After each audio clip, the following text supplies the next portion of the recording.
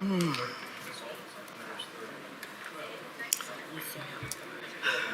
you ready?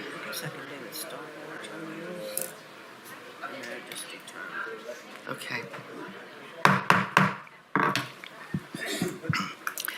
Good afternoon. I'd like to call to order the informational workshop and public meeting about the Knox County Comprehensive Plan pursuant to TCA 13-3-304. Today is Thursday, March 21st. It's 2 p.m. Roll call, please. Commissioner Lundy. Here. Commissioner Darrett. Here. Commissioner Oster. Here. Commissioner Ward. Commissioner Schoonmaker. Here. Commissioner Hill. Here. Commissioner Lee. Here. Commissioner Beeler. Commissioner Daly. Here. Commissioner Jay. Here. Commissioner Frazier. Present. Thank you. I don't see any elected officials out there. Am I missing anyone? Seeing none, if you all... We have Vice Mayor Farragut here. Where are you? Back row. I see. Welcome, Vice Mayor of Farragut. I'm sorry, I didn't see you out there. All right, if you all would please stand, salute the flag. I'll lead us in the pledge. I pledge allegiance to the flag of the United States of America and to the republic for which it stands, one nation, under God, indivisible, liberty and justice for all.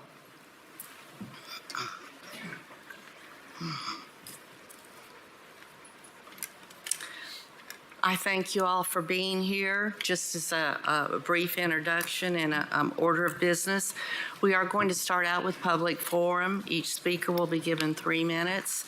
My Vice Chair, Gina Oster, will be keeping the time, and when it gets down to about 30 seconds before, she'll give you a wave or a nod. So forgive that we can't put it on the screen. We don't have the ability in this small assembly room to do this. After public forum is completed, we're going to move on to presentations regarding the comprehensive plan to be given by various individuals, and then from that we will move on to our public public workshop. At that point, there will be no additional opportunity to speak or to ask any questions from the public. So please keep that in mind. Board members, do you have any question about the format that we're going to be using? I do, Madam Chair. Yes. Had the chair considered moving item numbers 4 and 5 to 5 and 4? In other words, switch those to have the presentation first before the public addresses us, so that if some of the questions that the public may have in their public forum comments would be maybe alleviated after the presentation is given. I had actually thought about that. I believe without objection, I'm going to keep the order as is. All right, any other questions or comments? Seeing none, we'll move on to public forum. First speaker to sign up is Kevin Murphy. Speakers, when you come forward, if you would give your name and your county of residence.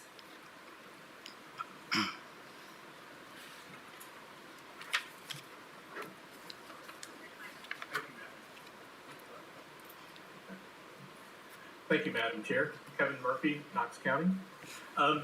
If you boil down all the feedback from public input, you uncovered 4 really major themes: a need for more housing, desire to protect rural character and agriculture, better integration with our schools with all the growth that's happening, and doing this in a fiscally responsible manner.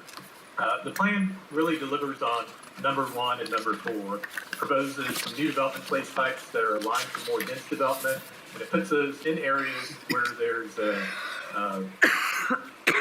good infrastructure is in place, and it encourages that development to flow into those areas so that we can have higher density, more fiscally better able to service that. And I understand that it's an action item and that there's been some steps to improve the communication of the schools with the county and with planning regarding the roads. So that, there's been really good progress on numbers 1, 2, and 1, 3, and 4. But protecting, number 2, protecting rural character and agriculture. That's the one where there's some calls for some action, but we're really looking for some teeth. Last week, I went to a forum on growth and challenges in Middle Tennessee. And it was called by MTSU, their planning department. And their top 3 issues are, 1, their landfill's about to fill up, so they're really concerned about that. 2, traffic congestion across their 9-county region. And 3, the loss of farmland and open space. Williamson County, they took the lead back in 2020. They updated their comprehensive plan, and they made some significant progress on adopting a growth framework for their county. The other counties over there they all were there, and they expressed a lot of interest in this. Rutherford County and Montgomery County are currently updating their comprehensive plans, and this is one of their top priorities. So we in Knox County, we've had plans for more than 20 years calling for protection of rural areas. That's in the handout that I've given to you. There's it's in our 2003 general plan, which calls for conservation subdivisions. Each of our sector plans, including even the Central City sector plan, call for adopting a conservation subdivision ordinance. The Hillside and Ridgetop Protection Plan, which was adopted by Commission in 2020, it has a model conservation subdivision ordinance as an appendix. It's all there ready to be adopted. But we even have an open space reserved in the subdivision regulations for that. But none of that's ever happened. So we have promises made and actions called for, but never kept. And that's probably what's eroded the community's trust in the framework. So the plan that's in front of you, we ask that take concrete steps to restore that trust. Pushing something, if there are decisions and policies you can put in place now that have teeth and that are enforceable, that's what we're asking for. Thank you, Madam Chair. Thank you, Mr. Murphy.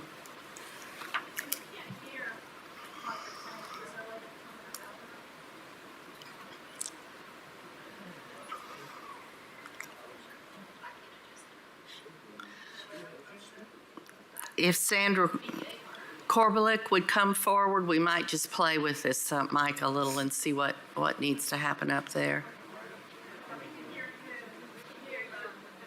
All right. Perhaps if you could pull it down. I'm a loudspeaker. No, it isn't, is it?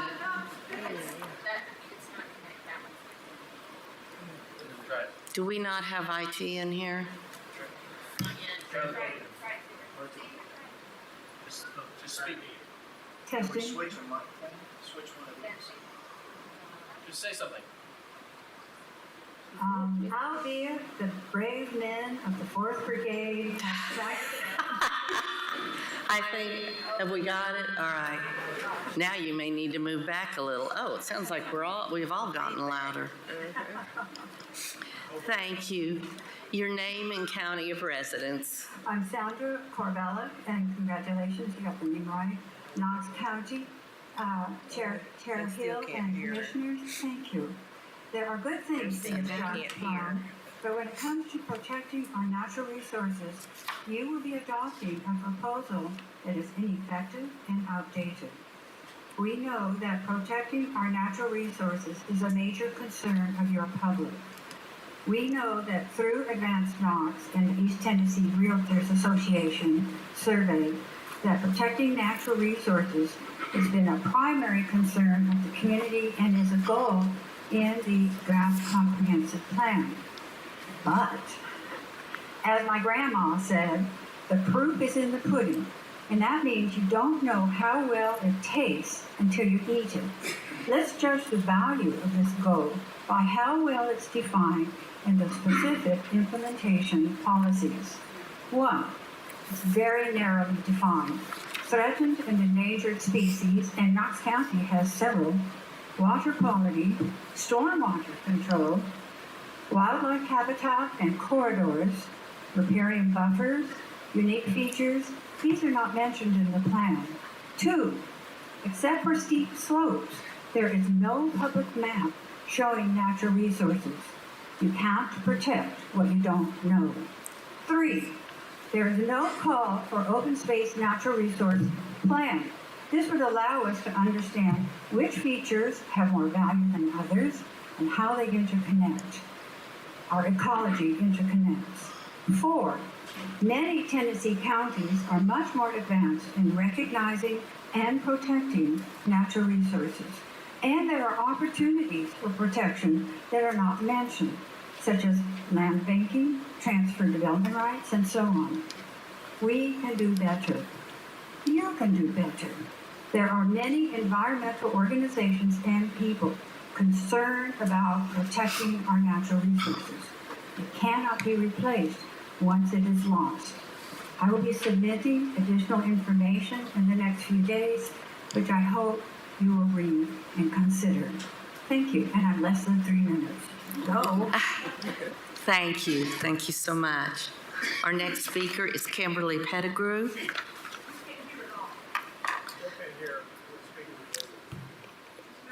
Is that on now? Is the red light lit up?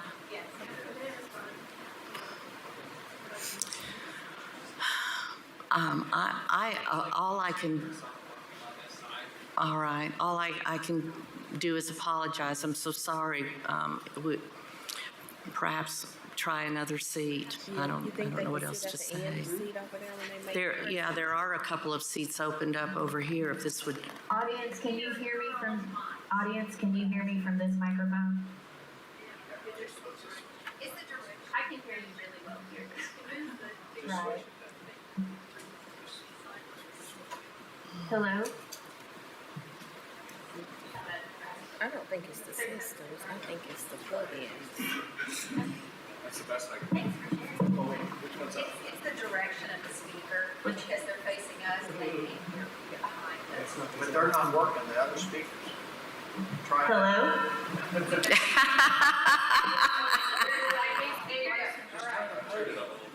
creative. I've been known to be unconventional. Oh, it's not that way.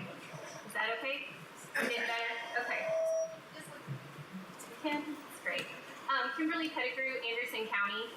My name is Kimberly Pettigrew. I'm the Director of Food Systems at the United Way of Greater Knoxville, staff support for the Knoxville-Knox County Food Policy Council, and I oversee the KEMA Food Access Emergency Response Group. I also come from a generation of farmers. My father currently owns a 50-acre farm he inherited in the county where they are doing the Blue Oval development. I've shared with him many of the statistics you all have likely heard from American Farmland Trust. 8 to 10% of farmland is likely to be lost in Tennessee between 2016 and 2040. 81% of conversions from ag come from the expansion of LDR, and that LDR areas are 6 times more likely to be converted to non-farm uses. My father responded that we will be selling our land because he believes it will be up to future generations to solve the problems of food insecurity. Over the past year, we conducted a community food security assessment with 777 individuals in priority zip codes across Knox County around food security and overall health and well-being. Survey results showed that 97% of those surveys believe that it's important or very important to conserve or protect local farmland or community gardens. 47% of the sample have grown their own food, 16% currently compost. Last year, the United Way, in partnership with the Community Garden and Growers Alliance, also conducted our first ever community garden report. 53 community gardens were identified in Knox County, serving more than 3,801 individuals, including more than 34 refugee farmers or families. They're working with Fiercely Farm through the newly formed Sodela nonprofit, which is actually seeking a 6 to 7 acre farm. I believe the biggest opportunity we have is to look at some of our also historic data. The 2014 Knoxville Regional Food Shed Assessment concluded that our 11 county food shed could produce all of the calories for the population with the exception of grains if remaining farmland is saved and production intensified. The report actually highlighted the need for farmland preservation through urban and rural agriculture corridors to ensure that we can remain self-reliant and resilient. The COVID pandemic was a good test of that when Knox County had one of the best food systems responses in the nation. And if you weren't here when I presented on that in 2021, I'd be happy to share. I am actually here today as a neutral party, both as the United Way and the Food Policy Council. But I would like to say that we, along with other food system leaders, are committed to action. We plan to work with the University of Tennessee and other leaders to update our regional food set assessment and to create new virtual tools to better identify communities that will need more support and targeted interventions. No matter what happens or how you vote for the growth plan, we are in this journey together. We will need the commitment of this commission to serve as co-creators of a strong, sustainable food system for our community and for our children and grandchildren. Thank you. Thank you. Next speaker, Larry Silverstein.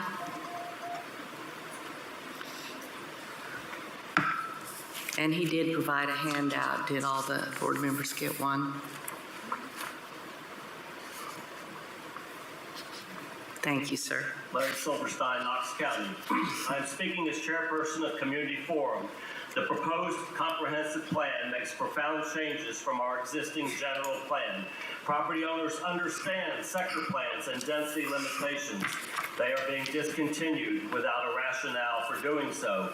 We are told our current system isn't working, the status quo is not sustainable, and is responsible for a lack of affordable housing. However, these proposed changes eliminate our long-standing planning process and zoning structure for the entire unincorporated Knox County. They require a lengthy rewriting of the Knox County zoning ordinance as Knoxville did with RECODE. A lengthy and chaotic transition period will be difficult for all to navigate. These substantive changes and a whole new lexicon will cause massive confusion for property owners wishing to develop their own property, as well as for those who wish to purchase property with the intent of developing it.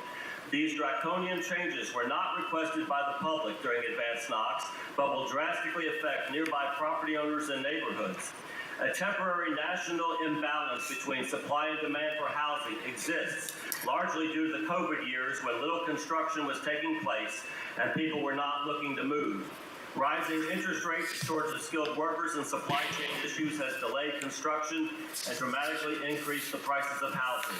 Thousands of new dwelling units will be added in the next year or two to help meet the pent-up demand. The proposed changes for rezonings and for plan amendments will make it easier for developers to do what they want and will make it practically impossible for other property owners to stop development, which would have a significant negative impact on their own properties. This is especially true if necessary infrastructure, such as safe roads, does not exist and won't exist until long after development is complete. The current standards for rezoning are located in the zoning ordinance section 630.01. County commissioners, the law department, and the public are familiar with these standards and should be retained in the zoning ordinance and not put in the comprehensive plan. Why is this confusing matrix in Appendix A, page 476 needed? The place type should list which zoning districts are applicable. Proposed review criteria add confusion as to which standards apply and how decisions will be made. We have clear standards for sector plan amendments in the current general plan at page 60. The proposed language for plan amendments on page 72, such as relying on, quote, new data, end quote, is not clear. 3 of the 4 criteria are so vague and simplistic that they will easily support a plan amendment and the public will have no way to argue against it.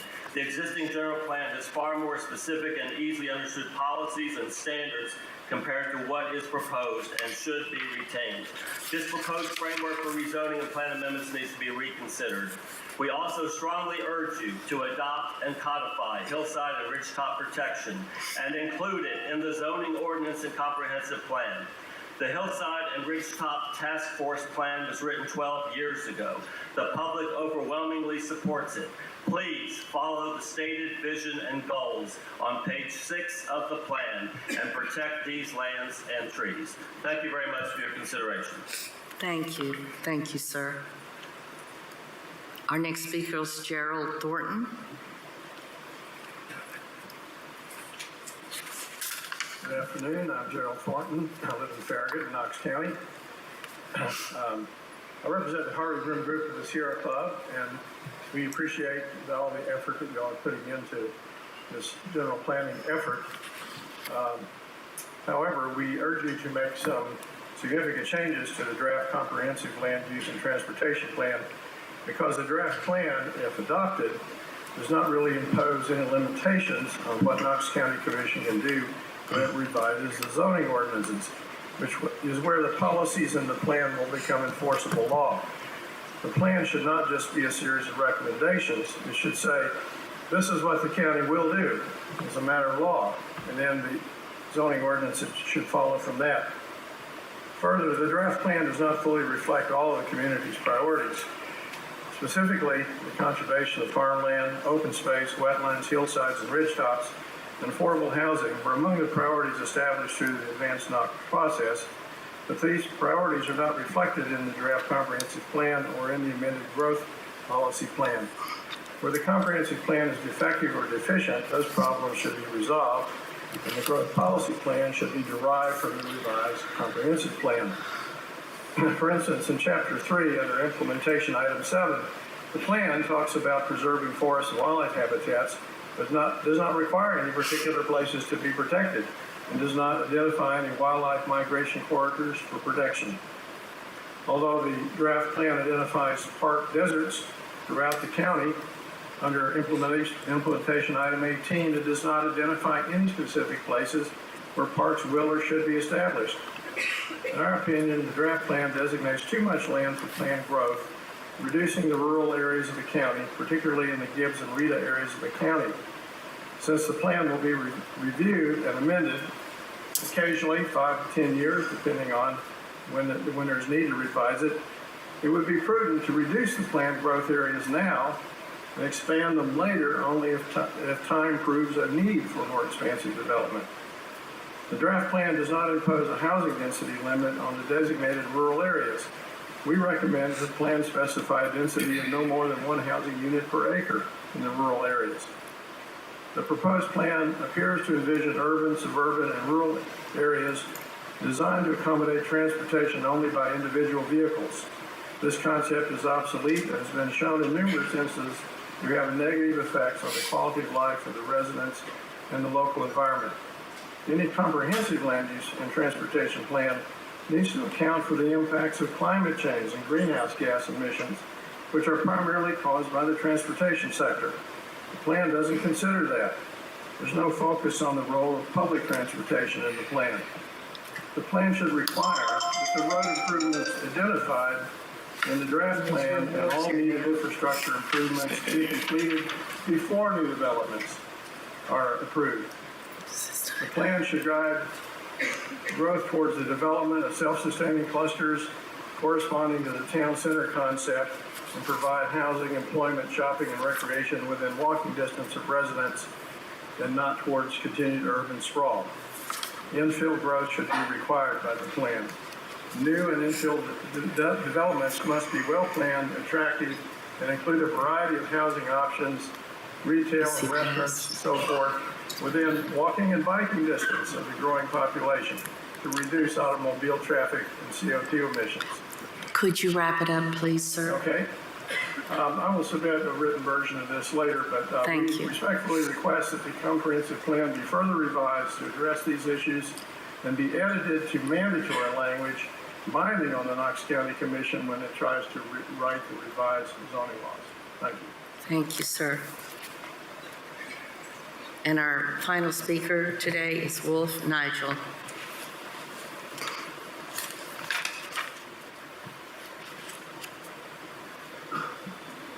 Thank you, Madam Chair. Wolf Nageli, Knox County, speaking on behalf of the Foundation for Global Sustainability.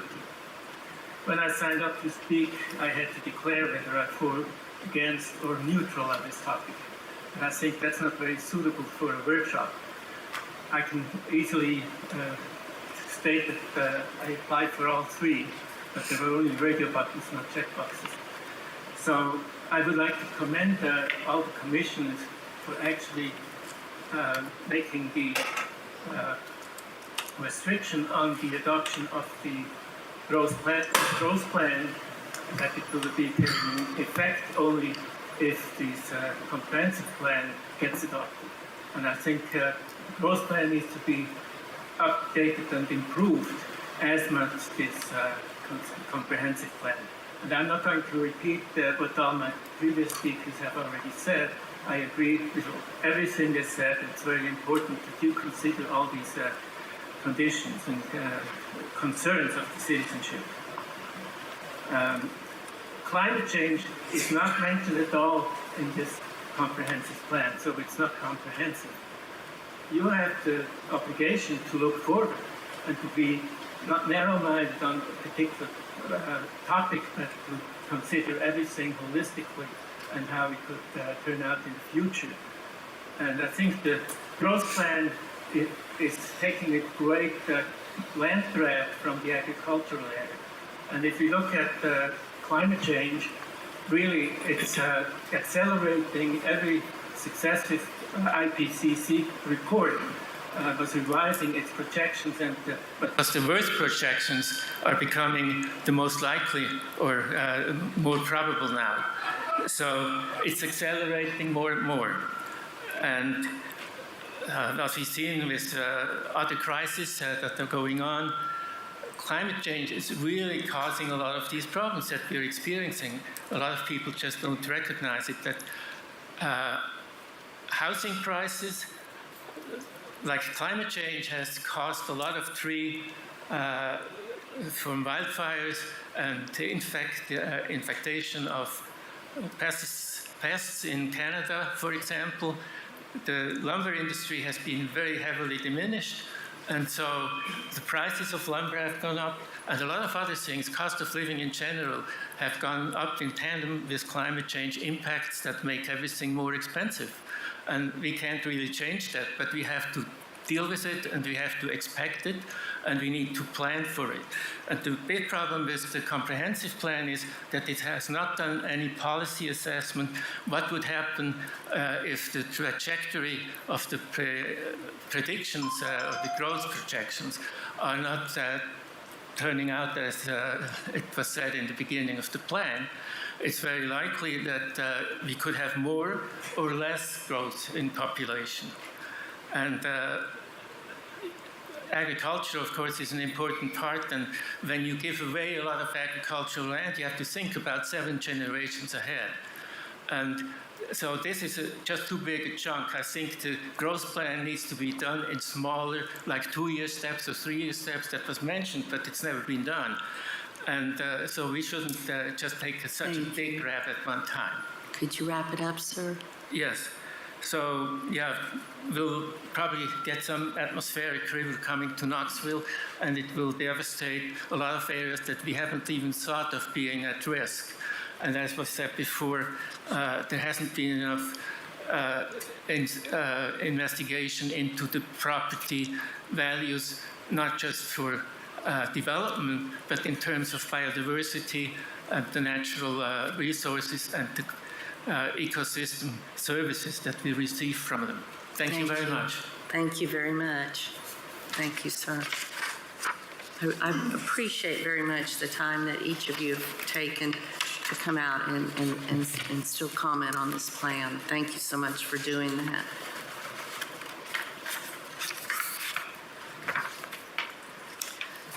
We're going to move on now to the Comprehensive Land Use and Transportation Plan presentation.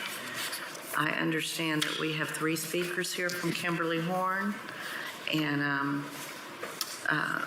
Allison Flute, Christina Whitfield, and Michael Curtis. Welcome. We appreciate y'all coming, and if you'd like to begin in your order, the floor is yours. Just straighten this up. Can y'all hear me okay? Making sure I'm not blowing anybody out of the water here. All right. Thank you very much for the chance to present today. I am Allison Fluitt with Kimberly Horn and Associates, and I'm very happy to be back in front of the commission again today. So we wanted to just provide you an overview. You all have had the opportunity since this plan started in November of 2021 to hear from us several times, as well as staff, about the planning process, some of the conclusions that have been reached, and then more recently some of the revisions that are being proposed as a part of the process. So we do want to provide a brief overview of that prior to you all having the opportunity to ask some questions. Just to set the stage, as a reminder, for the comprehensive plan, this is really something that we see as a necessary first step in the process. The comprehensive plan is just that. It's a plan. It is not something that's controlling our zoning decisions, but it is setting the stage for the future. So for today, I'm going to give you a little bit of information on our plan's background and relationship to the larger planning process that we undertake here within the county. And then Michael Curtis from Planning Next is going to tell us a little bit more about the comprehensive plan and some of the implementation, as well as Christina Whitfield giving us some of the perspective on that as well. So first, what's the impetus for this plan? Why is this update so important? So one of the big things that drove the creation and the outset of this planning process is time. The currently adopted comprehensive plan is nearly 20 years old. So this has been a planning process that is a long time in the making. There has not been another cohesive planning process that intentionally marries land use and transportation together that has been done within the county, within that 20-year interval. And beyond that, we see incredible growth coming to the county. You have seen some of that growth already manifesting itself here within the county, and by 2045, the projections within the county are that we're going to add an additional 105,000 people. And so certainly the time is right to be more intentional about how we can plan for that growth and make fiscally responsible decisions from a land use and transportation perspective. So at the outset of this planning process, we talked with staff, we talked with the mayor to understand what we were hoping to achieve. And this was a conversation we were able to have with some of our committees that I'll detail here in a moment as well. Some of the things that were really most important as a part of that were economic development. We want to be able to have predictable land use and transportation decisions. That's something that's going to be an asset for you all, for our planning commission, for developers in the area, and also for residents to understand the landscape in which they may be looking to make decisions. Also resilience. Resilience by thinking about lessening our impact on natural places through coordinated development decisions, having more of that intentional approach. Another thing that was a priority early on was thinking about workforce advancement, specifically looking at increased choice and connectivity to link our jobs and link our workforce. Affordability was a major priority as well. Understanding the improved choices about how we live and how we move can help make affordability something that's actually within reach for a greater segment of our population. And finally, prosperity. Understanding that intentional planning is something that actually helps to promote shared prosperity. So you can see that really all of these different elements, which cover a very wide range of topics, help to influence what we were approaching as a unified strategy. So I mentioned the timeline for this process. This has been going on for a while. We started back near the end of 2021, and in early 2022, began to look at our state of the county. That was a place where we did a pretty deep dive into some existing conditions to better understand what the conditions are out there right now within the county, and also to look at some of our future trends. Which things do we think may impact the county in the future that we needed to be prepared for as we undertook this planning process? That translated into our scenario planning exercise, which took us through kind of the end of 2022, thinking about different alternatives and then allowing the public an opportunity to weigh in on what those potential alternatives could look like and their impact on the county. From that, from the information we received, we were able to go into recommendations development, which took us into 2023. And you'll see that through each of those major phases, we did have an opportunity to intentionally engage with the public, and I'll talk about that more in a moment. And finally, resulting into where we are right now, the preparation of our final plan and consideration for adoption. So who is involved?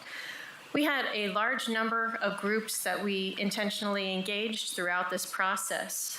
We were fortunate to have 2 different standing committees, an advisory committee, which was citizen-based, 27 different members from that committee that we were able to talk with. In part, those were actually assembled through a publicly advertised application process. We also had a technical committee meeting at the same kind of intervals as our advisory committee. And that technical committee really consisted of some of those subject matter experts, also folks from City of Knoxville, Town of Farragut, other regional planning groups, and economic development agencies. We had 2 subcommittees that we engaged with periodically through the plan development. Those subcommittees consisted of utilities. So we met with our utility providers throughout the county to learn more about what their needs were and their concerns as we thought about growth going forward, and also schools. So meeting periodically with Knox County schools to understand what their needs were and how this plan could effectively integrate with those needs. Another thing to note is elected officials. This is obviously a plan focused on the unincorporated county, but throughout this planning process, we met periodically with Planning Commission, County Commission, and then also City of Knoxville and Town of Farragut, because this is a plan that we know just because there are boundaries there, we need to be very intentional about looking across those boundaries and making decisions that are going to be effective for the entirety of the county. I mentioned public engagement. We had 3 primary rounds of engagement, and we were incredibly pleased with the feedback that we received. We engaged with people in a large number of ways, whether that was in-person workshops, online surveys, virtual workshops, or also just going out and meeting with standing agencies, committees, and groups to tell them more about what this plan was, what we were doing, and gather their feedback as well.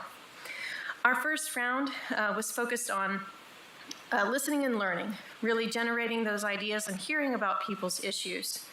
And then we went into that scenario planning area that I mentioned in our second round, which was focused around making choices. And then finally, getting to our priorities week, where we were looking at recommendations, getting folks to weigh in on where things had landed, and looking toward implementation. We had the chance throughout those rounds in total to engage with more than 5,000 participants, which is, I do this all over the country, and we were incredibly excited by the level of participation we were able to receive, and very appreciative of the engagement of staff throughout that process to help activate the community and make sure that we were hearing from a wide breadth of folks as well. I did want to touch on the relationship of plans, and then I'm going to turn this over to Michael to talk a little bit about the land use side. So one thing that's helpful to understand is just the comparison of how our plans are working now and how we envision them working with the new comprehensive plan in place. So as of right now, we have the kind of overall growth plan. You all have been talking about that a good bit lately. And then that is kind of talking to your general plan as well as a series of 6 sector plans. And then all of your kind of sub-plans, whether those be quarter plans, small area plans, those are kind of feeding back into that general plan. So essentially all this is doing is removing one extra layer, those sector plans, so that the comprehensive plan becomes the vehicle for all of that general planning within a single planning document. So it doesn't really change the overall structure of how you have that growth plan and your smaller plans kind of feeding in. It just takes out some of those geographically based sector plans. So at this point, I'll turn things over to Michael. Great.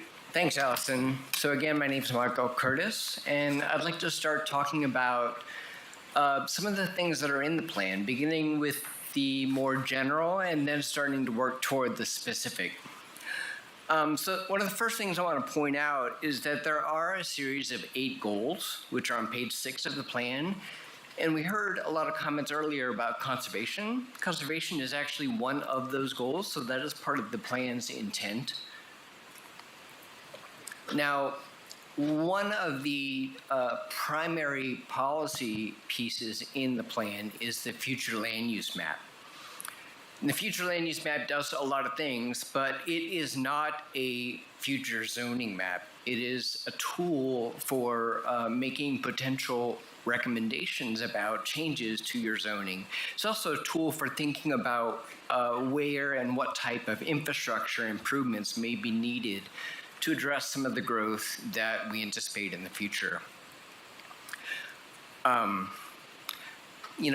future land use map also addresses conservation in terms of focusing a lot of the growth that you're likely to see over the next 20 years into areas that already have development and seeing those places redevelop, actually developing a bit more intensely than they are today, as a way to conserve some of the rural areas that people really treasure in the county. So the way the future land use plan does that is it identifies a series of place types. And the place types are kind of calibrated so that they think about different characteristics of uses and how they look, how they function, depending on their context. So not all uses really are the same. And something in a more urban or suburban location is going to have very different types of buildings, very different types of transportation needs than something in a more rural area, as an example. And that's what the plan attempts to do. So you see a bunch of colors on the future land use map. All those colors are tied to place types, which are really just a fancy way of saying they're future land use concepts that integrate not just land use, but also a mix of perhaps housing. It describes form attributes, so what type of buildings you should expect to see in that type of place, how those buildings relate to one another. It also talks about transportation. Is it a primarily auto car-oriented area, or is it a place where we want to be able to encourage walking and biking first, and then also accommodate those other modes second. So it's organized around, a dozen or so place types, but they're grouped into walkable, compact growth, the suburban growth, and rural areas. And in this example, these are all commercial types, but as you see, they're very different depending on that context. And this place-based approach goes by a lot of names, but it's really quite common in terms of comprehensive planning in this period. There are a lot of plans, and here are just a few that I'm familiar with in this region that use a very similar type of place-based approach. So I will also say that I mentioned before, the plan is not zoning. So the land use plan is a piece of this comprehensive plan. It is the first piece. There's also transportation recommendations and parks and open space recommendations, which we'll hear about in a moment. But that is all part of the comprehensive plan, and that gets adopted before you would consider potential zoning code changes. Now, most communities that we work, when they adopt a comprehensive plan, it is the assumption that there are going to need to be some changes to your zoning code in order to implement some of the ideas in the plan. And in some cases, based on the age of the code and based on the number of recommendations in the plan and how they relate to the zoning you already have, you may need to rewrite the code entirely. And that's a separate step, which we expect will take place or start shortly after this comprehensive plan is adopted. But there are 3 steps. So you would update the zoning code after that, but then the actual zoning map would be updated following the zoning code process. And the zoning map is a legal tool. It talks about what zoning districts are available and appropriate for development as they are today. the future land use plan is a tool to make recommendations about zoning, but it's really thinking about future characteristics. And there may be more than one zoning district that could implement a place type based on certain criteria. So that's a little bit about the land use piece. I'm going to turn it over to Christina to talk about the transportation aspect. And, a big piece of the land use plan and the approach that we've taken is really trying to integrate these two.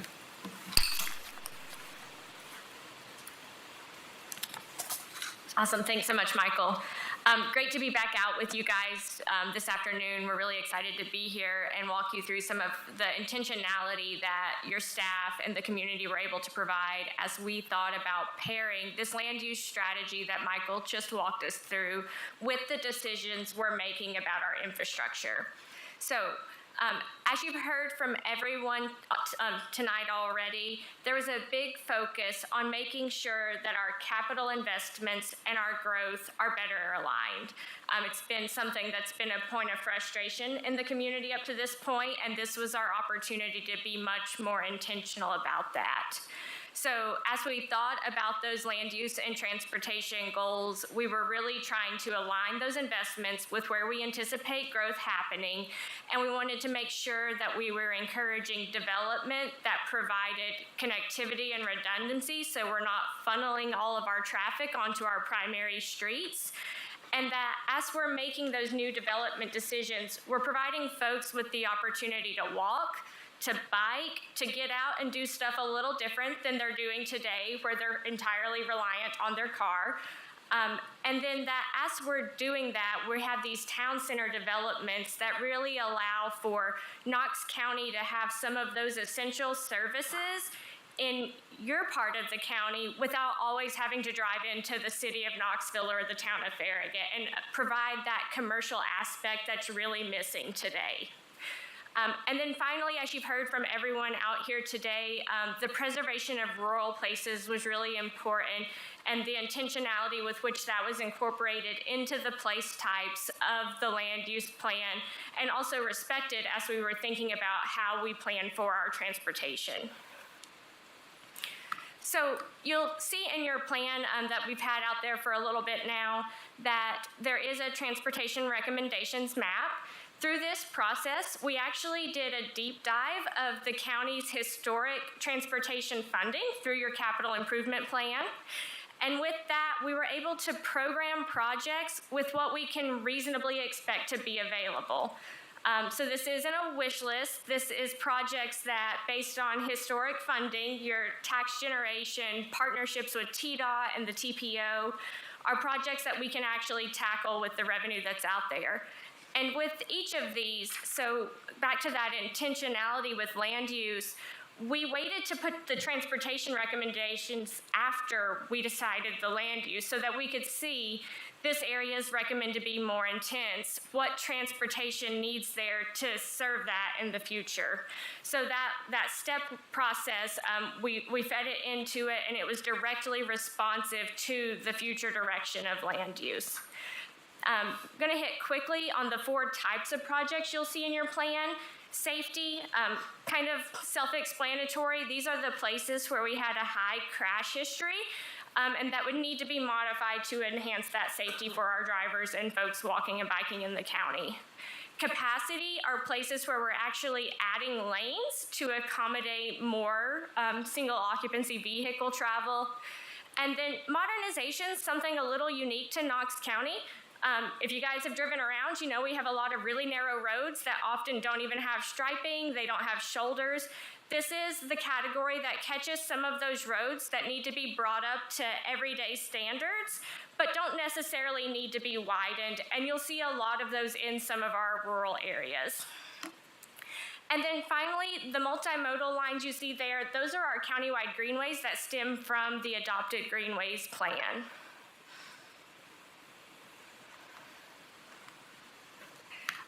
Speaking of greenways, our other category that we tackled in the comp plan was parks and recreation.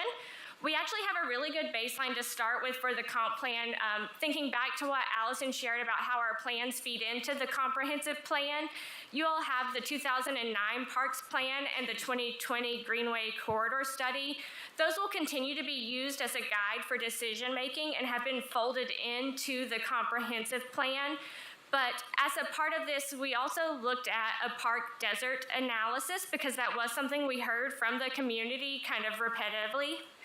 And with that, we looked at the access to parks within our planned growth area that were accessible within 1 mile.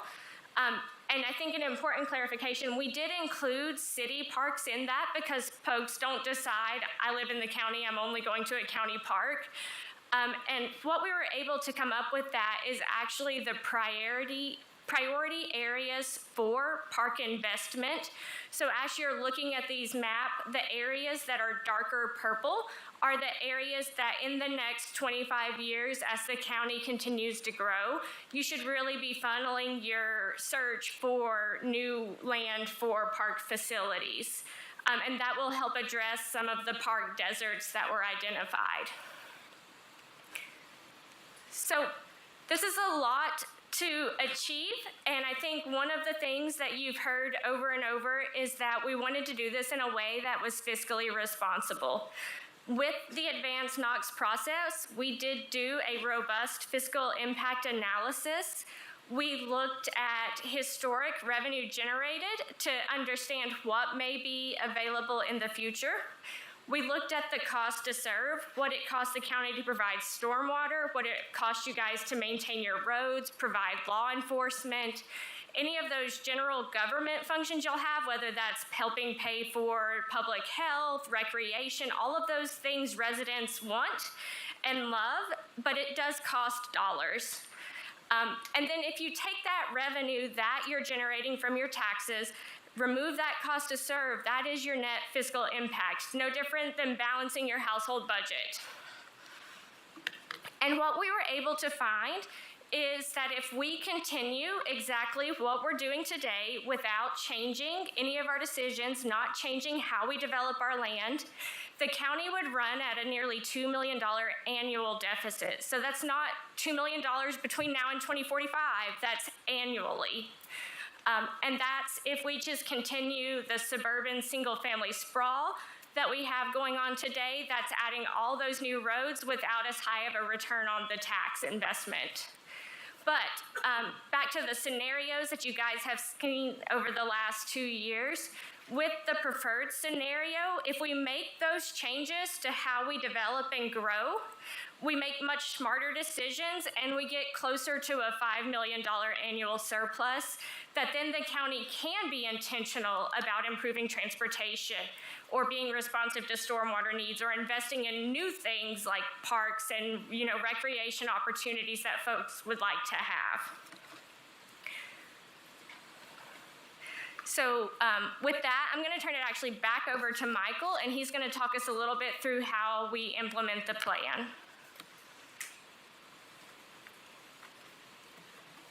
So adopting the plan is a big deal, but it's just a start, and it is envisioned to be a living document. It's not something that, just gets adopted and then you don't think about it for 20 years. We've actually put together a process for thinking about how to use the plan on an ongoing basis. So these are a few ways that we recommend that the plan be used. When the county is putting together annual departmental work programs and budgets, they should be referencing things in the comprehensive plan and how those funding requests are supported by the plan. Of course, I mentioned earlier about development approvals and zoning. That's obviously a piece of the plan, and Christina talked about capital improvements. You'll use the plan regularly for that. You may also look to the plan in terms of approving economic incentives that you might offer.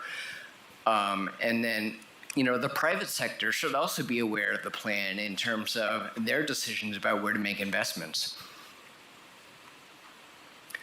We've also put together a concept for how the plan should be used over an annual cycle and even over a 10-year period. So on page 71 of the plan, there's a page about updating and tracking. And so we recommend that on an annual basis, there be an assessment of the plan's actions about development that's taken place, and that staff put together a report that is publicly available on what that progress has been. On 5-year intervals, it seems appropriate to think about potential updates that may need to take place to the plan. Now, there may come opportunities for making updates, before a 5-year period, but we think in general, a plan should be re-evaluated and perhaps updated in a small way in a 5-year period. And then at 10 years, we definitely think that probably enough has changed that you really need to think about a wholesale update to the plan.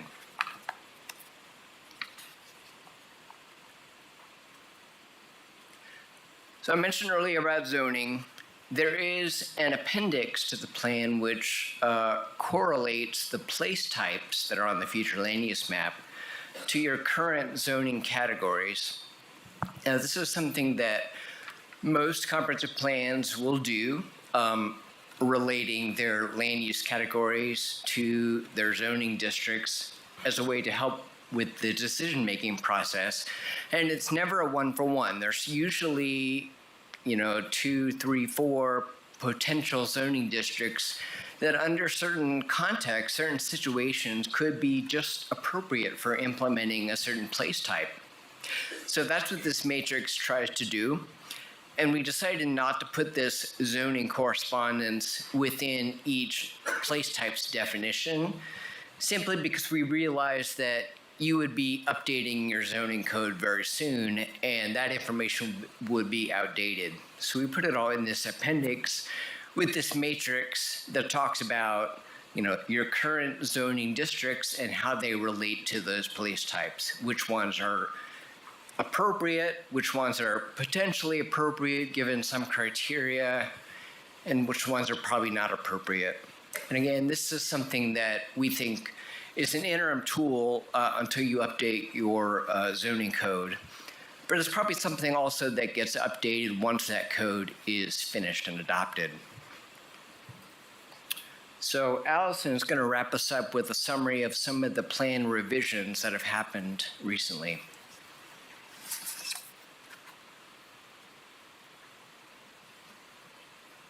So I am the last presenter from this cavalcade of consultants.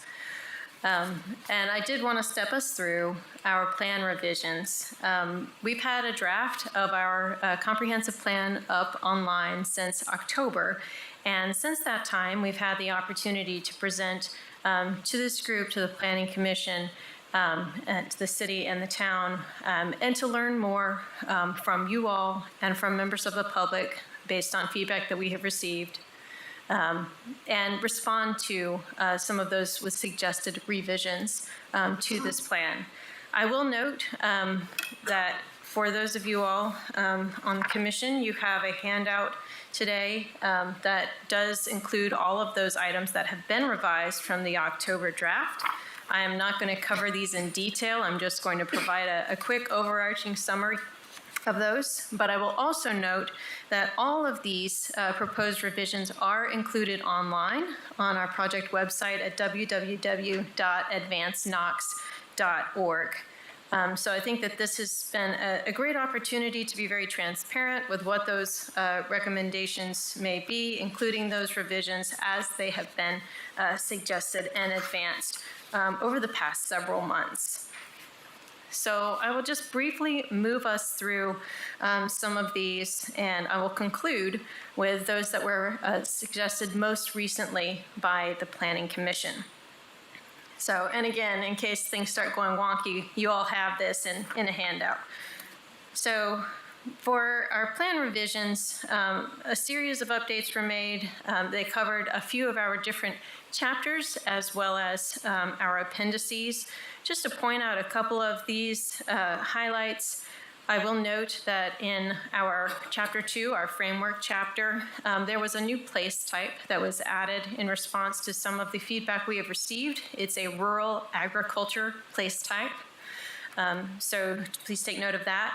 Also, we had identified some areas for future study, and the Choto community was added as one of those areas that has been highlighted for future study. The intent of those future studies will be just to learn more and come up with more specific recommendations for those specific areas that may not currently be available just based on previous planning efforts that have already been conducted and an acknowledgement of how those areas may be expected to grow or change in the future. In Chapter 3, primarily the revisions that were identified here focused around our actions. There were some updates made to some of the actions, and you can see the particular actions that were highlighted there. Also in Chapter 3, you can see that we updated the how to use the plans section. So this is some of what you just heard Michael speaking to as far as that implementation component, how we see this kind of relating to some of the other efforts that you all will be undertaking or that other planning efforts that exist within the county. Also, updating the criteria for a plan update, which I think is helpful information to have revised there. We mentioned Appendix 8. You heard Michael, H rather. You heard Michael just talk about that. That place type and zoning correspondence matrix was also updated based on feedback that we have received through this process. I wanted to take a moment to point out that through this process we have also identified plan amendment criteria. So this is essentially the process for plan amendments that would be undertaken following the adoption of this plan. So just pointing out that there's certainly, this is a living document. We do anticipate that over the life of this document, there likely will be need for plan amendments. But we've tried to be mindful about what those amendments could take the form of and what might precipitate the need for an amendment. So those criteria that you see on the screen there include changes in conditions, introduction of new utilities or state or federal projects, new data regarding trends, projections, or traffic growth, and also noting that the changes that are being proposed support the policies, goals, objectives, and criteria of the plan. So that's just something that as you all continue to work with this plan going forward, we have put in place to help consider when those amendments may be practical. So most recently on March 7th, this plan was presented to the Planning Commission. The Planning Commission did make a series of recommendations. Those are also included in this handout here and also posted online. Just to highlight a couple of things that came from Planning Commission, the criteria for a plan update was also recommended to be updated slightly. You can see that included things like adding a local roads description and adding housing conditions to a list of new data types. Adding an additional action item to Policy 8 that focuses on the research and proposing of incentives and development standards. Also, updating place type definitions, specifically looking at adding bike and walk as secondary for suburban residential, mixed residential, and corridor commercial place types. And then again, we mentioned Appendix 8, adding rural preservation to the rural conservation as a partially related zone. So that was just a quick overview of those revisions. I just wanted to briefly touch on our next steps. As you all know, the Planning Commission did recommend this comprehensive plan for approval during their March 7th meeting.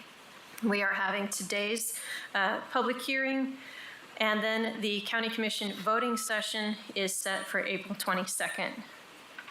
So I wanted to just say thank you again. I am a Knox County native, although I don't live in Knoxville anymore. It's been a real pleasure to be involved and help to make a positive impact in the place that I called home for many, many years. So thank you all, and I appreciate it, and we'll be happy to answer any questions you may have.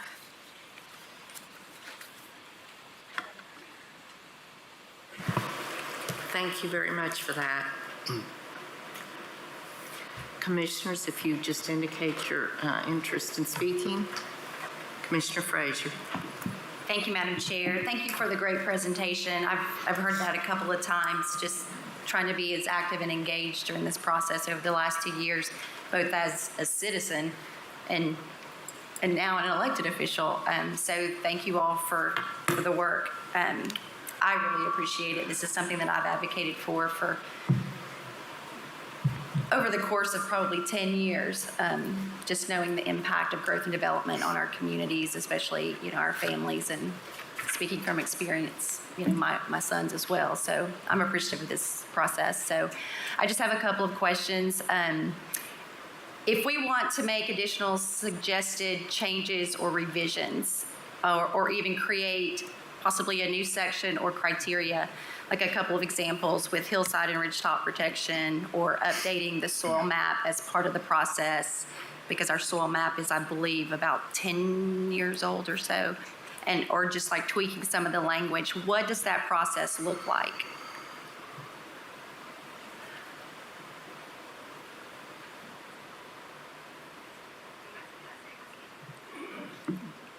I'm just asking, what does that process look like? If we have suggested changes or revisions or additions, what are the steps?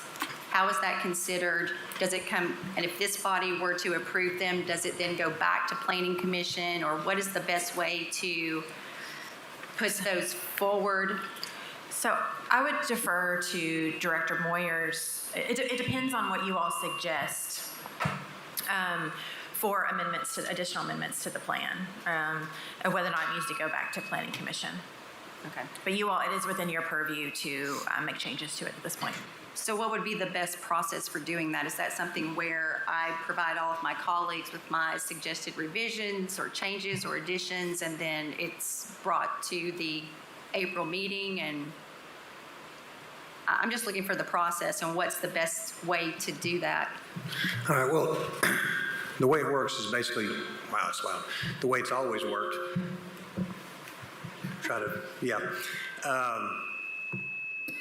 The law requires that you have the input of the Planning Commission before you adopt a rezoning, as a plan, or anything else like that. So when you talk about amendments to the plan, whether it would need to go back to the Planning Commission would have to do with whether they'd considered it prior. If they'd considered it, and for example, let's say that they considered the hilltop protection plan and recommended it be voluntary, and you want to make it mandatory. Since they've already considered it, if you make it mandatory, it does not need to go back to the Planning Commission because they've looked at it. But if it's something that hasn't been considered, if it's brand new, then that's the kind of thing that generally has to go back to the Planning Commission for their input. The case law is pretty clear that all that's required is their input. You're not required to follow it, but you are required to get their input. So with regard to each change you wish to make, I would ask myself, has the Planning Commission considered this? If so, then the Commission can go ahead and do whatever it wishes. Had they not considered it, then that's something that probably would need to go back for their input. And is that our responsibility to filter out those suggestions or changes if In it terms was of whether discussed or not? Or is that something that the law department would do? Well, normally it happens that somebody will point out, this has not been considered by the Planning Commission. We've got a lot of people involved in this process, and if you bring up something, I'm certain, as closely as you followed it, if there's something that has not been considered by the Planning Commission, I'm sure that you'll probably be pretty well aware of that. At the end of the day, there's no bright line distinction. It's a bit frustrating sometimes because there is no, absolutely objective line that I can draw for you about whether something has to go back or not. It's just required that if it's novel, if it hasn't been considered by the Planning Commission, then it needs to go back most of the time. It also some of the case law suggests that if the change is one that would not be likely to have the Planning Commission make a different recommendation, then that's something as well that doesn't necessarily have to go back. But it's a very vague and fuzzy line, so. So take an example, if I wanted the soil map to be updated as part of the process, is that something that would be made into a condition of a motion? You could, well, so what you're saying is you would adopt the comprehensive plan contingent upon the soil plan being updated?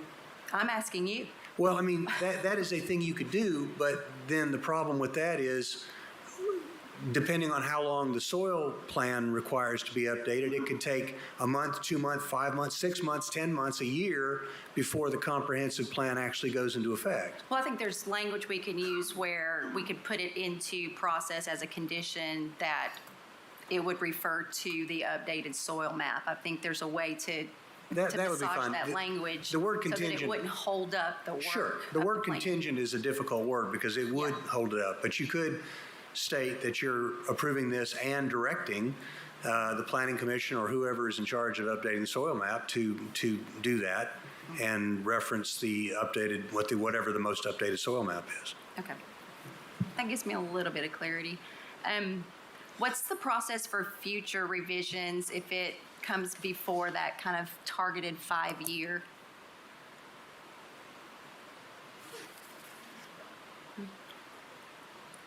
Well, do you want to handle that or you want me to? Okay. Again, unless there's a different process that's been placed into this plan that I haven't seen, it would be the same as we have now. A proposed amendment would go to the Planning Commission, a recommendation would be made, it'd come to the Commission, which would then vote on it. Okay. Thank you. Quick question about how were the locations for the rural ag place type determined? Can y'all give us a little bit of info on that? So how we determined that was we looked at all the Century Farms were identified. We have maintained a list of those for a while. We also looked at the requests that came in when y'all were going through the growth policy plan update, so the opt-out requests. So any of those that were greater than 15 acres and currently located in a rural living or rural conservation place type. Yep. And so in total, that equaled about 3,800 acres that were added to the map. Okay, that's good. Have we considered using the USDA county office, like their list of registered farms as well, just as a cross-reference? Not at this time. I'm not familiar with that list. Okay. Would we be able to consider that if it's provided or just as a cross-reference? I just don't want to miss anyone. We could take a look at it and cross-reference.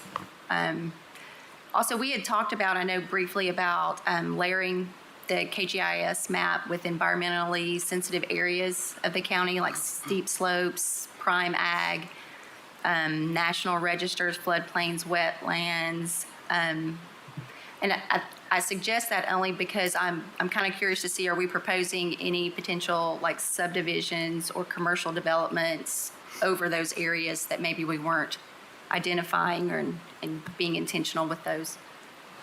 I'll see if the consultant team wants to add anything. So if you look on page 9 of the plan, there was a suitability analysis that was conducted. And so there were a number of different factors that were included in that, which included constraints such as wetlands, floodplains, hillside ridgetop protection areas, and then obviously existing growth policy boundaries and parks and schools and things like that. Would it be possible, though, that we could include those on a layer of the map to identify them? We have them. Not sure if we have all of those layers, but a lot of the layers that you mentioned, KJS already has. They're already available. Maybe we can talk more about that too. Let's see. So let's look at Appendix H, because I understand that that's supposed to be our guide during the transition period until we have the new UDO. Is that going to be a guide or is that a requirement to follow? And the reason I ask is because both Planning Commission and County Commission, we've been advised that we may consider a wide variety of zoning districts for requests under a given place type. And so, like for an example, if there's a request to rezone a parcel under the rural conservation place type, the applicant is requesting the RA zone. in the Appendix H, it lists the RA zone as not related or appropriate for the rural conservation place type. So is it allowable for the Planning Commission to recommend RA, or would that be inconsistent with the comprehensive plan? Let me start by the staff is going to use this Appendix H to inform all of our recommendations that go to Planning Commission. Okay. So we will use it. It's not just a guide. It is what we will use. Once it goes to the Planning Commission, they obviously can make a recommendation that is different than planning staff. They just need to have a rationale of why it still complies with the plan before, and then they send it on to you all, and you all have the final say. Okay. Okay. Would you ask that question again? Sure. It's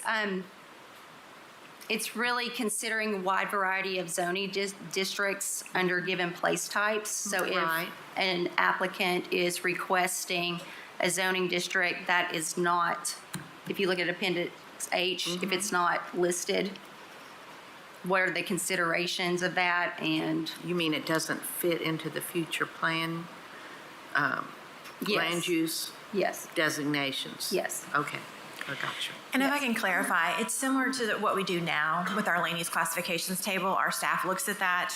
There are specific zones that are listed in those land use types, and we use that as a guide to help inform our decisions that are made to or recommendations that are made to the Planning Commission.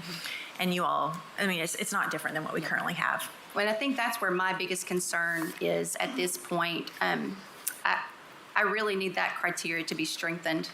We've become too predictable, and I don't want us to get into the same bad habit of just rubber stamping things. And, I saw where Planning Commission made the recommendation to reduce the number of criteria that has to be met from 2 to 1. And so we're already seeing a push to get back into that comfortable yet predictable. It says that, but we can change it. So I will be bringing some suggestions to strengthen that criteria, because I'm still not comfortable with where it is. So also, we continue to see ag and farm land as a loss. We've talked a lot about it. Again, that was one of the priorities that came out of all the public input. And I'm still struggling to see where's the teeth in the plan. That's the one thing that I hear from constituents consistently, is that we had recommendations, we had things that were advisory, we had conservation subdivision standards, and we didn't do anything with them. So what's going to be enforceable and codified at this point that will protect our rural character and preserve some of our best prime farm soil?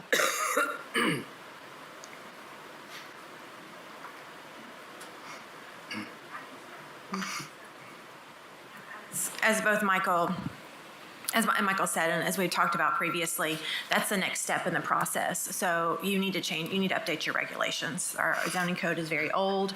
We want to update the subdivision regulations. There's a number of tools that need to be updated in order to implement the plan. We did make some changes to the plan to add some shalls and must. So it really does provide clear direction when we get to that next stage. But again, that's to follow. That's where the hard work is. Okay. Go ahead. Yeah. Just add one more thing to that. I think that regarding the comprehensive plan itself, I think that one of the biggest things that is a change with this comprehensive plan is compared to the current planning structure that we're kind of operating within in the county, is that we do have the cohesiveness of the land use recommendations and the transportation recommendations and the parks recommendations that hasn't been present in quite some time. So having that, I think, organically facilitates some of, when we see some of that growth being projected, we've already looked at, in a fiscally responsible way, the transportation that may be able to actually accommodate that. and also have talked to the utility providers to be sure that that's actually reasonable, that they can serve that area. So some of that very intentional coordination that hasn't really had the opportunity to take place, I guess, in the past, has been done through the auspices of this plan. Thanks. That's all of my questions for now. Thank you. Commissioner Jay? Thank you, Madam Chair. Mr. Moyers, can you help me? I want to just make sure I understand. We have a timeline and a deadline related to this whole process, which ends in May? Maybe Mandy knows. I believe it's May 27th, isn't it? Mandy? What we figured, yes.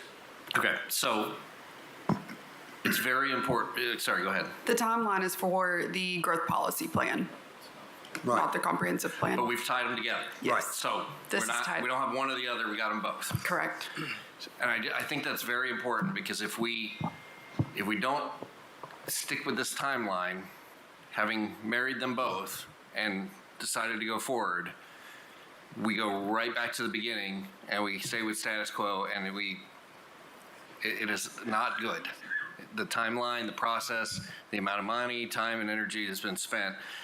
And I say that just to move along the idea that as we get through this vote in Farragut next week, and then we come back to our vote in April, if there are amendments, as you said, to the final vote that have not been considered by Planning Commission, I don't think we have time to go back to Planning Commission, come back to us, and still get it done in the timeline, or the timeline is very, very short to pull that off. Is that accurate? That is accurate. It can be overcome. There's ways to address it, but it is accurate. Okay. Right now, the resolution that was passed by the county commission does tie the passage of the comprehensive plan or the passage of the growth plan to the comprehensive plan.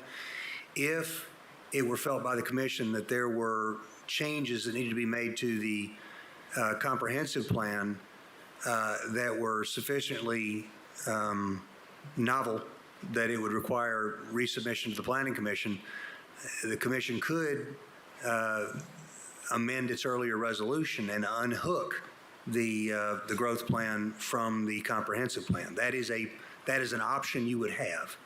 So, But if our intent is to stay together, then if you intend to stay together, then yeah, we have to have everything done by May 27th.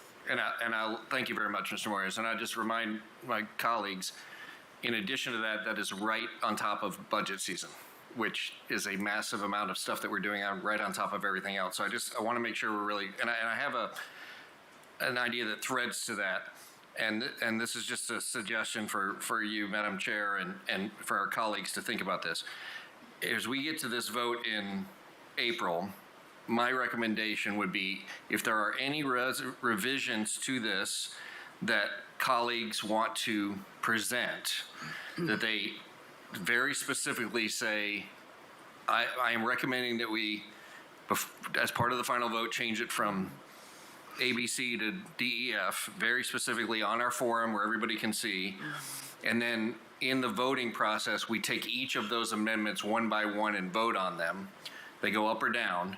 And then once we're done, it's kind of like our nomination process or our budget process. Let's say there's 10 amendments and we've in advance determined all 10 amendments have been considered by Planning Commission, so we don't have to go back and forth. That we take those one by one, maybe 6 pass and 4 don't. And then we go, okay, we've got all of our amendments voted on, and we include those in the final adoption so that we do it all in one kind of parliamentary way.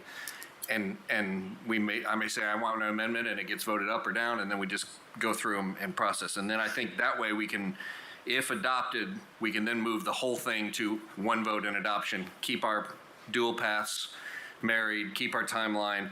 And as you've said, we can always come back and do additional changes later. So even in June, somebody can say, oh, I have a different kind of amendment. They could still do a single vote and a presentation. So this is we hope it's not gonna be a living document where we change every month or 2 months or 3 months or 5 months, but there is an option. So if we didn't get it all done in one, let's not let the perfect be the enemy of good and stop the whole process and really cause ourselves a backlog. So just a thought and a comment. I do have one question for Ms. Brooks. I just want to make sure I'm clear on it. I do understand Commissioner Frazier's concern of like where are the teeth, like where do we get to the actual law, the structure, the thing that's going to tie everybody together.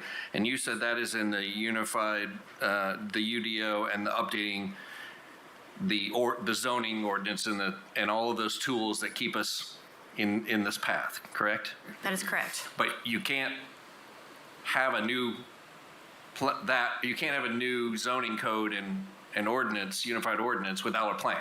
Because the Correct. plan dictates kind of where we're heading. Yes, that's correct. So this has to come before that. We all know it's part of the process. And then, but that starts almost immediately, right? So if this gets adopted before May, we go into, okay, let's start updating the zoning code immediately. And we know it might take 12 or 18 months, but like, we're on it. Yes, we'll be working with a consultant team to help us do that, but yes. Okay, we plan and to- that's the teeth that says you can do this, you can't do this, et cetera, et cetera. That's correct. And if Michael, if you want to talk about how other communities, if you all are interested in that, how they use their plans to help inform their ordinances, we can have that Yeah, discussion and as I well. would love to hear about that, but I also would like to hear about, we've adopted the new plan that says this is our vision. Yeah. And with this comprehensive growth, transportation, the whole bit. While we're updating the actual zoning teeth, do we operate under the old zoning? Yes. Okay, so until that process is complete, we have a new plan, but we're kind of working on the old plan's teeth. Absolutely, and that's Got it. why we have this Appendix H. Got it. Okay, just wanted to make sure I was clear on that, but I would love to hear about how other people have made that transition because it is a timely process, and I appreciate the feedback. Sure. Yeah, so I would add that there may be some things that are discussed in the plan that just are really difficult to implement without the teeth in place, zoning changed. And you may not be able to do it quite the way you want to with the current zoning in place. We've seen some communities that they don't want to wait for the 18-month full zoning code rewrite to get these things in place. And, sometimes they'll take on like interim code amendments just to make certain things available in their toolkit, to implement certain big ideas that are really important before the entire code is finished. So that's one way of dealing with these things. Okay, all right, thank you very much, I appreciate that. One last comment, and I'm gonna just reiterate one thing. If there are amendments and we go through a process like that, I really would highly recommend that we all agree that those are posted individually in advance so we can digest them, not at the actual voting meeting where we don't have a chance to really, really dig into it. Thank you, and I support that also. It's going to put all of us in a real precarious position if something appears from one of us, 3 hours before we sit down for this vote. So please, I think that's an excellent idea. Commissioner Schoonmaker? Thank you, Madam Chair. Can you pull up the draft comprehensive land use plan on the TVs?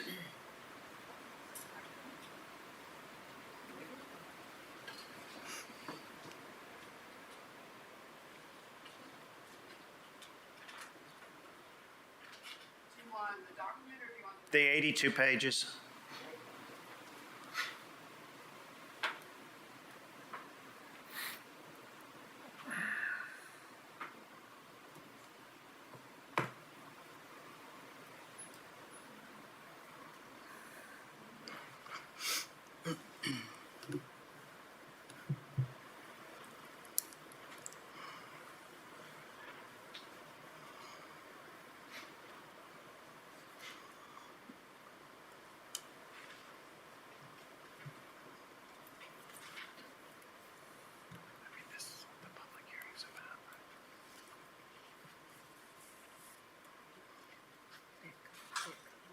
Page 72, please.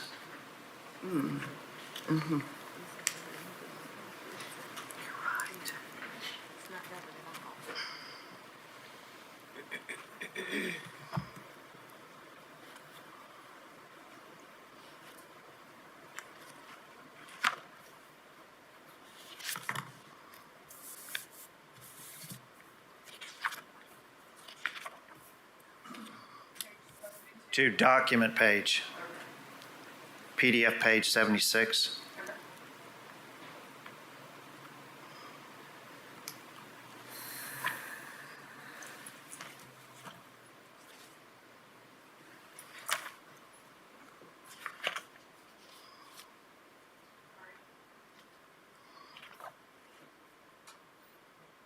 Great.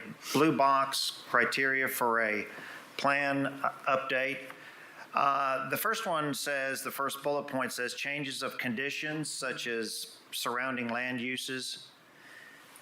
Seems somewhat ambiguous, but does that mean that if a apartment complex was approved by Knox Planning a mile away, then that would make it significant enough to change the plan?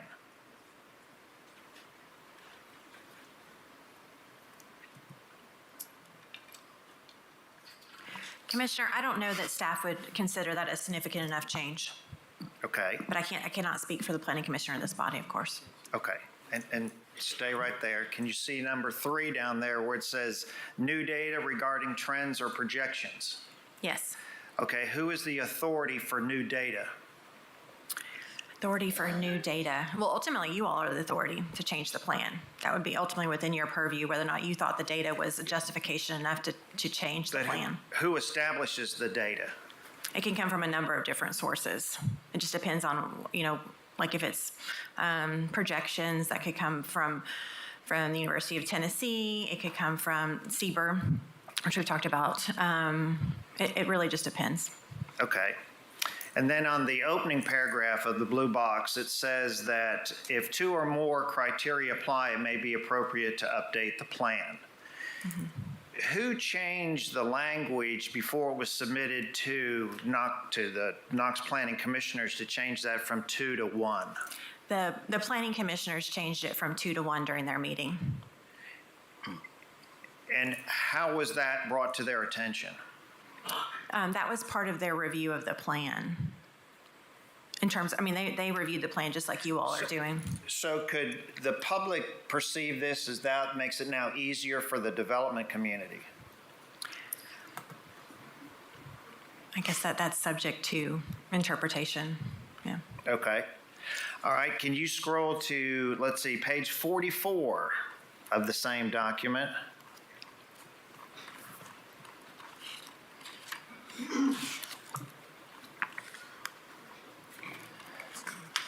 Takes a while, doesn't it? Is it the transportation? Yeah, please. Okay. Yes, transportation. If you go to actually 45 page, you see that we've identified basically $324 million worth of road improvements for Knox County through 2045.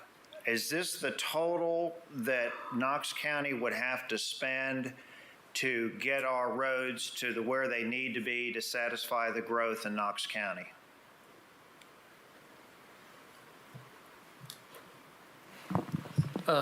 No, sir, Commissioner. It's my understanding, and folks from Kimley Horn can correct me because they were the one that prepared this. This would be just assuming our traditional spends through those periods of time. Is that correct? Yes, sir. So Okay. that doesn't really set a level of service. It's more of just saying, under our current trends, this is what we would spend during that period of time. Okay, and then on the next page where you have identified separate projects, are those included in the $324 million? It's my understanding they are. Okay. So did the consultants then figure out if we wanted to accomplish all this, what it would take as a tax increase to be able, through property taxes, to be able to accomplish raising this kind of revenue? I think this was predicated on, and I think this is predicated on the existing tax rates we currently have. Yes, sir. Okay, but you can repave roads, you can fix sidewalks, gutters, safety improvement projects, and still complete everything that needs to be done to get Knox County up to the level that it needs to be with this growth with the current funding that you have. Based on this analysis, yes. If I can add just a couple of details. The numbers that we see here are specific to county funding. So what we're not talking about here is additional federal or state transportation funding that would be coming through the TPO. That's not something that we studied as a part of this process. That's obviously handled separately, actually through the ongoing Metropolitan Transportation Planning process. It's being conducted by the TPO. So I did just want to note that I will also note that, as Christina alluded to in her presentation earlier, that when we're talking about the specific projects that are shown here, we did go through a project prioritization process to identify those that had the greatest need and then focused on moving those more toward the near term. So the intent here, while we may never be able to address all of the needs that present themselves across the county from a transportation perspective, we are addressing those highest priority needs first. And looking to align that, of course, with our land use decisions, looking at all of the considerations here. I will also note, just one final note, that for all of the projects that are recommended, even those that fall outside of the time years that are included here, that there have been cost estimates prepared based on what we currently understand. These are planning level cost estimates to help us understand the magnitude of the impact of those projects. So this would be classified more of the minimum requirements to try to get our transportation infrastructure somewhat up to par then. Yeah, the way I think I would, sorry, did you want to? I think minimum recommendation to get it up to par is a stretch because we're assuming revenue neutral. I think if I understand what you're asking, you're saying, does this list 100% serve every transportation need that the county will have between now and 2045? And the answer is likely no, because even with all of the state funds and all of the federal funds, there's not enough money to fix all 500 and some miles of road in the county. So this is using our current tax rate to get at the best we can achieve and then aligning that with where the growth is happening so that it's done more intentionally and timely for that growth to occur. But it will not be a panacea or a solution for every little problem that's out there with our transportation system. Okay, and we do have 2,000 miles of county road. Yes. Yeah. So. Okay. And then just from your perspective, my last question was, you guys developed the timeline when all the process was going to go through and then we were to vote. Were you surprised that on the basic timeline that we had at the end now, that we were required by Tennessee Code annotated to have a 30-day period before we voted to have a public meeting so the public could come out and we could hear their concerns before we voted? Were you surprised at that? I think that every time we go through an adoption process, we're always deferring to the state or local codes that are subject to that particular area. So that's just a place where we always try to work with staff or legal to understand exactly what those are. And as these processes don't come along that often, sometimes there has to be a little bit of digging to make sure that we're following everything to the letter as we go. Okay, thank you. Thank you, Madam Chair. Is that everything? Commissioner Lee? Thank you, Madam Chair. I want to piggyback on Commissioner Frazier. I have some concerns about not having any teeth to be enforceable, these policies to protect our rural land, farmland, and the hillside and ridgetop. So my question, I guess, would be, when you talk about having a 5 or 10-year assessment, does that mean they would be able to go back and change these land use? So they could come back and take some of the farmland away in a 5 or 10-year assessment? Is that would be my question. Right. So, I mean, there could be an assessment at 5 years. It could actually happen sooner, if the Planning Commission and you all think that needs to happen. But, I think there should be a process for, what those changes are that are being considered. So it shouldn't be arbitrary. Right. But, I mean, there's no way to protect what is established now. You're saying it could always be revised. Is that what you're saying? Well, for any plan revision process, there needs to be a public process behind it. But again, the plan is that recommending document. The zoning map the zoning code that is adopted. That is the law that says what can and can't be developed in a certain area right now. So it's always subject to change. Yes. Right. If it's voted on. Right. Okay, thank you. And to Commissioner Schoonmaker's and Lee's point, the verbiage that I hear everyone using is they, it's us. We are the ultimate decision-making authority. And we can, everything in here when it comes to our vote, as we've heard our law department say all the time, you can vote for whatever you want. So in the end, this is only as good as the commissioners sitting up here decide to make it and standing behind what the new comprehensive plan and the new zoning ordinances are. It's still, in the end, will fall to us. And certainly, everything's subject to change. And I understand that for today, but I'm talking 5, 10 years down the road. It's still us. It's still. It's still whoever is here. That's true. That's true. Does anyone else have any? I just have a couple of comments here. Just to be sure I didn't overlook something, I saw in the amendments where a conservation place type was added.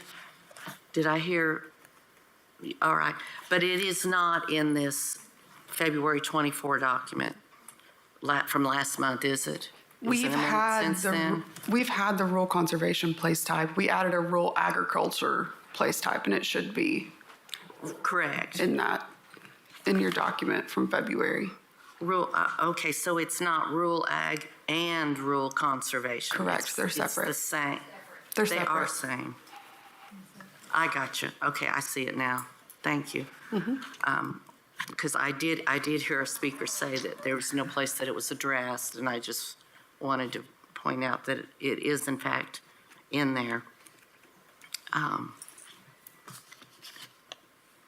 Commissioner Schoonmaker, I do hear what you say about the, reasons for changing the comprehensive plan. Just in essence needing one reason. But in the end, that still spins back to it's going to be what we make it. So I'm excited about this plan. Plans always need tweaking. There's always probably always room for a little bit of change, but overall, I appreciate what y'all put into this, and I know. Well, this is what you all do for a living. This is all you do. But I know the added burden that's been on our staff has just been incredible. So I appreciate that. Okay. One more question. I'm looking again at the maintenance priorities, and Mr. Stone, you were being asked about, how this, or all of you were being asked about how this budget's out. This actually, and this is this maintenance priorities, and it does not include DOT money or federal funding. Roughly over the 20 years, just divides out to about $16 million a year. How does that square with what your budget looks like now? And just so I make sure I understand that correctly, so you're saying, repeat the question one more time. I'm sorry, I want to make sure I On this understand. page 45, when they were talking about maintenance priorities, and they did clarify it does not include state and federal monies, which I know sometimes is very significant to us, but just what's listed here, roughly over this 20-year period, I'm just stating, divides out to about $16 million a year. And I just wonder how that's squared with currently what your budget looks like in today's dollars, although I know even that's not a real number, but Are you referring to the amount we get from the state aid fund, or are you? No, referring- I'm actually talking about your Knox County budget. Oh, just the Knox County maintenance budget or capital budget? I'm sorry. I'm No, sorry. not capital, just the maintenance. Just maintenance, yeah. So typically, we get on average between $6.5 and $7 million for, really resurfacing annually. The total of the highway department itself is about 15, I think.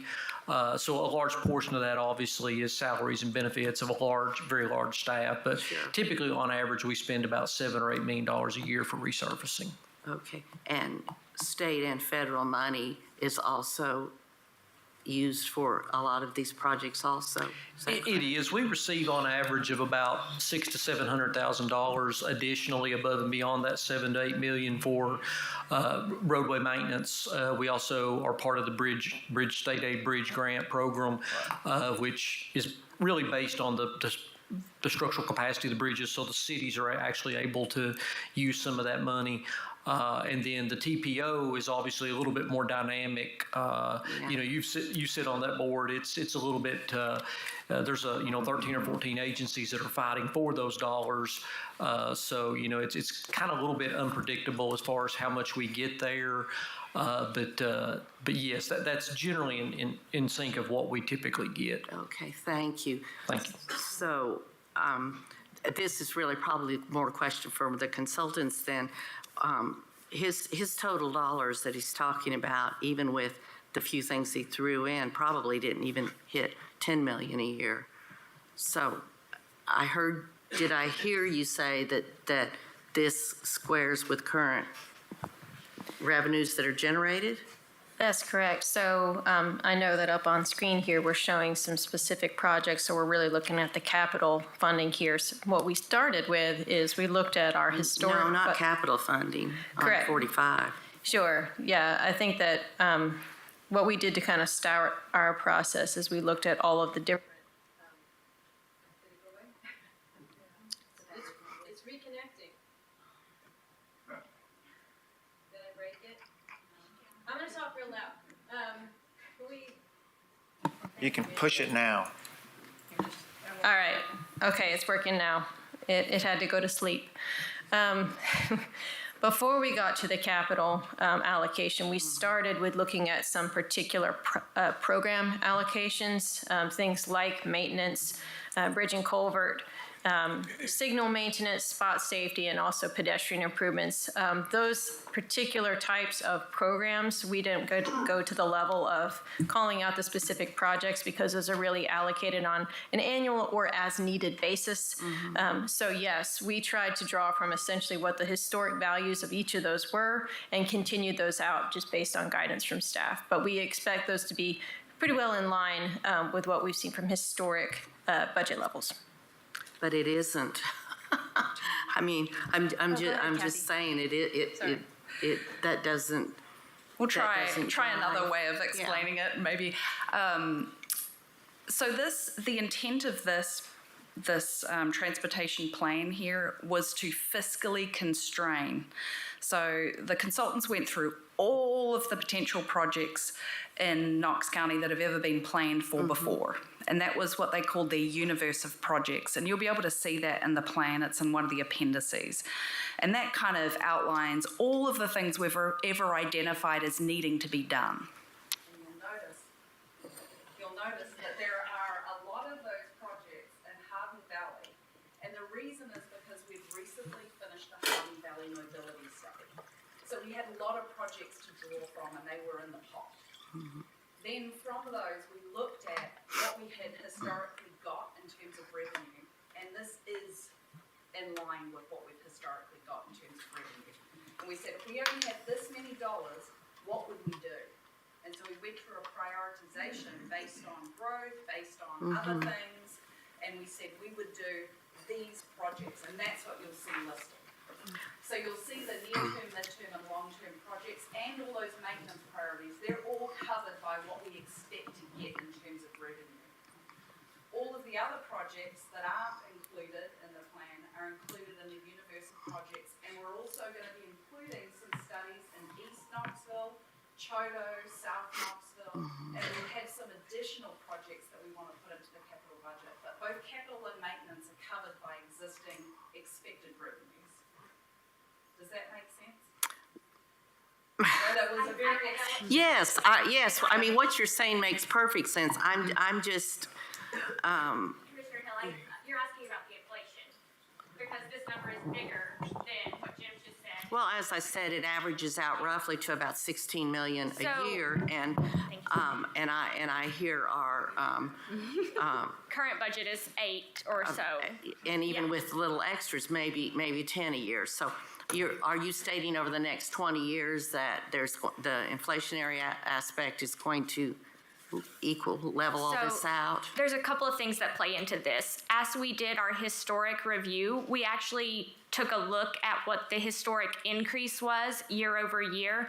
So there is a small inflation factor applied to what Jim's current annual budget is now, based on historic trends. And those, we went all the way back to what the county's been spending since 2008. And we did a year over year inflation trend line to see what that percentage is. And then we knocked it way back to be super conservative. So depending on the year and what the economic conditions were, sometimes the county was running an 8 to 12% year over year increase, and other years they were completely flat. So in this plan, I can't remember the exact number, but we were closer to the 1.5–2% inflation assumption on revenue growth. And that's probably why you're seeing here that these numbers are going to be a little bit higher than what Jim said his current annual budget is for maintenance projects. And that's what I needed to hear. So you're saying the history from 2008, the growth indicates that if we track that way, that this works. Yeah, and we Okay. did that for all of the categories, not just maintenance. We looked at what you guys have historically spent on sidewalk projects, roadway widening projects, and we went through the nitty gritty of every single CIP all the way back to 2008, classified the project by its type, and then calculated the amount you were spending year over year for each of those project types. Okay. Thank you. All right. Yes. Just one quick Oh, question. excuse me, Schoon. Thank you, Madam Chair. Slide on first. On the 476 pages of the draft appendices, there was very extensive citizen input in there for the comprehensive land use plan. How many of those recommendations made it into the 82-page plan? Percentage, 2 or 3?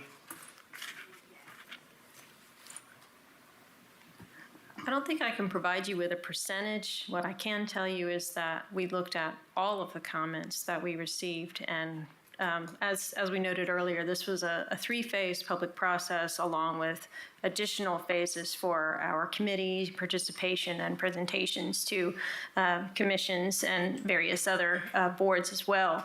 And so it was really an iterative process that as we received feedback, we looked at the feedback within each phase, kind of drew conclusions, and you can see those kind of summaries of what that feedback was, as you mentioned in the appendix.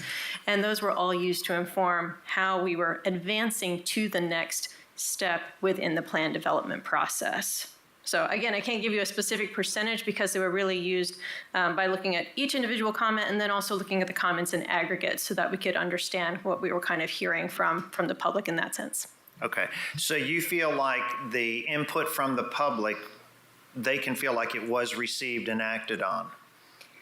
Yes, I think that one of the things that I would commend staff on, and again, we do have the chance to do this in many different places in the country, but staff has done a great job of being very transparent and kind of keeping folks in the loop of how we've progressed through this process and then feeding those results back to the public. We want to be as visible and as transparent through this as we can be because folks are giving us their time and input. And so, yes, it has been a very intentional collaborative process between the consultant staff and then also county and planning staff as well.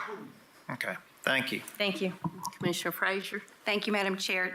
Commissioner Schoonmaker, to respond to you, I've had the privilege of sitting with many of these folks and the leadership team and actually sitting in front of multiple screens and reading through hundreds of comments, even down to the address, and pulling them up and having discussions about that. So there has been a very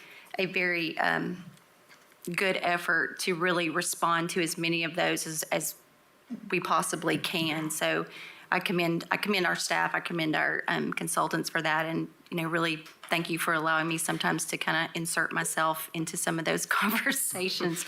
But I just wanted to really quickly, and you all have heard these, but just touch on some of the things from the time we started working on this and some of the concessions that we have made just over the last couple of months. I think it's important to kind of to show that, to your point again, Commissioner Schoonmaker, that we are trying to listen to as many advocacy groups, as many citizen comments as we possibly can. But just wanted to hit on a few of those, like the total expanded planned growth area was actually reduced from what was originally presented, and it includes 14.501 acres total for the county. So I think that's important to get out there. We also were able to pull back some of the proposed growth areas into the rural areas, and we did that in Gibbs, Tazewell Pike, Ridgeview Heights, Luttrell, in Ritta, and some in Seymour. We also were able to limit rezonings allowed in the rural areas. We were also able to add a rural agricultural place type, which is something that I really advocated for. We also were able to amend the future land use map to include more rural living place types that will reduce density in areas with rural character, and that includes the Choteau North Shore Peninsula just as an example. We were able to place conditions on types of residential development in the rural areas. We restricted business parks or industry in the rural area. Believe it or not, we could do that now, which blows my mind. And then something that was important to me was, we're going to be able to strengthen the focus of the impact on schools and place the burden on the applicant during the application process to justify the change for a plan amendment. That's something that I heard during the Planning Commission workshop. Several of the planning commissioners were really pushing for a bigger focus and a bigger part on from them about the schools. And that's what kind of started my journey, all those years ago, was the impact of growth and development on my kids' schools. So I'm glad that we'll be able to see some of that. I know this isn't perfect. It's not going to make everyone happy. But kind of to echo what Commissioner Jay said, we cannot continue to do things the way that we're doing them now. We just can't. So I'm still working on this. I know we're all working on this, and everybody's been super patient, especially with me, because I tend to ask a lot of questions. So I want to thank you for kind of bearing with me and touching on those. Thanks. Thank you. Any other questions or comments? Seeing none, we are adjourned.